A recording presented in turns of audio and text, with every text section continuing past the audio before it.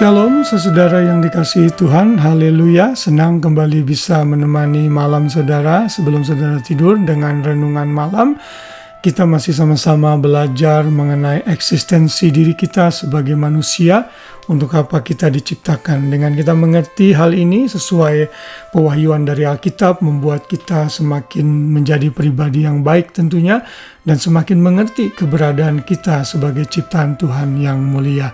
Hari ini kita sama-sama belajar firman Tuhan hari Rabu 9 Oktober 2024 dengan judul Manusia Diciptakan untuk Taat kepada Tuhan. Kejadian 2 ayat 16-17 berkata demikian, lalu Tuhan Allah memberi perintah ini kepada manusia, semua pohon dalam taman ini boleh kamu makan buahnya dengan bebas. Tetapi pohon pengetahuan tentang yang baik dan yang jahat itu, janganlah kau makan buahnya. Sebab pada hari engkau memakannya, pastilah engkau mati.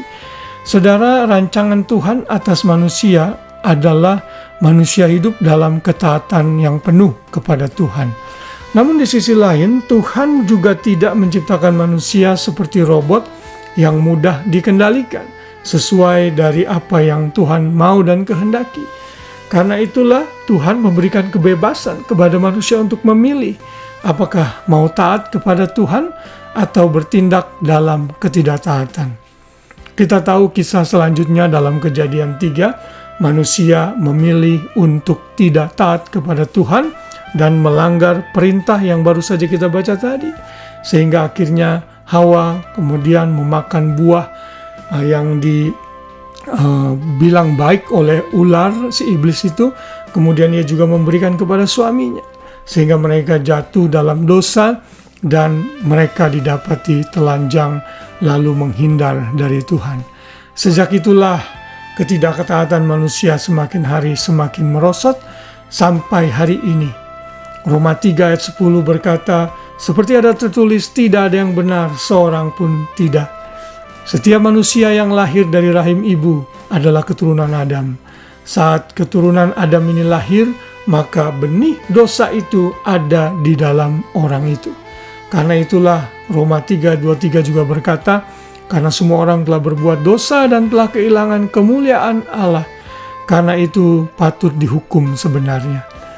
Inilah kondisi manusia yang awalnya diciptakan untuk taat, namun menjadi tidak taat karena pemberontakan mereka kepada hukum-hukum Allah.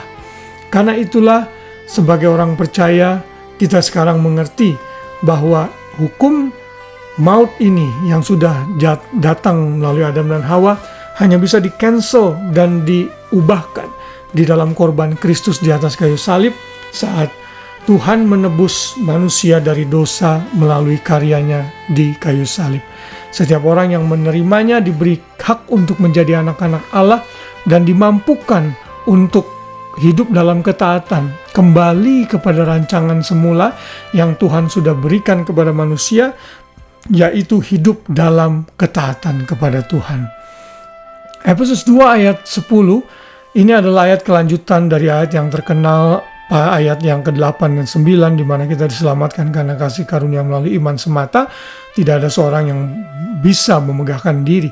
Tapi kita seringkali lupa ayat 10-nya. Ayat 10 berkata, karena kita ini buatan Allah diciptakan dalam Kristus Yesus untuk melakukan pekerjaan baik yang dipersiapkan Allah sebelumnya.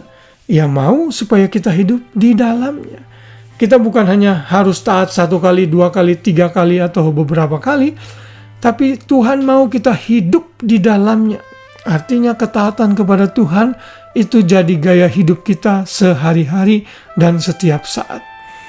Pada saat Yesus berdiam di dalam diri kita, maka kita menjadi ciptaan baru. Karena kita di dalam ciptaan baru inilah kita dimampukan untuk hidup dalam melakukan pekerjaan baik. Dan pekerjaan baik itu tentunya adalah ketaatan yang penuh. Kenapa? Karena untuk itulah kita sudah dipersiapkan Allah sebelumnya, sehingga kita bisa hidup dan berjalan dalam ketaatan. Saudara, manusia memang diciptakan untuk taat, namun sempat gagal. Tetapi rancangan ini dibalikan lagi, dikembalikan lagi sesuai tujuan semula saat Kristus mati, bangkit, naik ke surga untuk kita. Saat kita percaya kepada Tuhan Yesus, maka rancangan awal ini pelan-pelan mulai direstorasi dan kita sebagai manusia mulai bisa hidup dalam ketaatan. Kita mungkin tidak akan bisa sempurna dan tidak akan pernah bisa sempurna selama kita hidup di bumi ini. Namun arah hidup kita berubah, direction kita berubah. Yang tadinya tidak taat, kecenderungan hati kita jahat, menjadi pribadi yang baik, menyenangkan Tuhan, dan hidup dalam ketaatan. Inilah eksistensi kita yang mesti kita mengerti, bahwa kita dipanggil dan diciptakan pada awalnya untuk hidup taat. Mari selalu hidup dalam ketaatan, karena inilah yang menjadi panggilan dan tugas kita sebagai manusia ciptaan Tuhan yang mulia. Haleluya, selamat malam, selamat beristirahat. Biar kasih Kristus menyertai kita, sehingga kita bisa tidur dalam naungan Tuhan yang Maha Tinggi, dan besok pagi kita bangun dengan kekuatan tubuh yang baru untuk menjalankan aktivitas dengan sukacita. Selamat malam, selamat beristirahat. Tuhan memberkati kita semua. Shalom.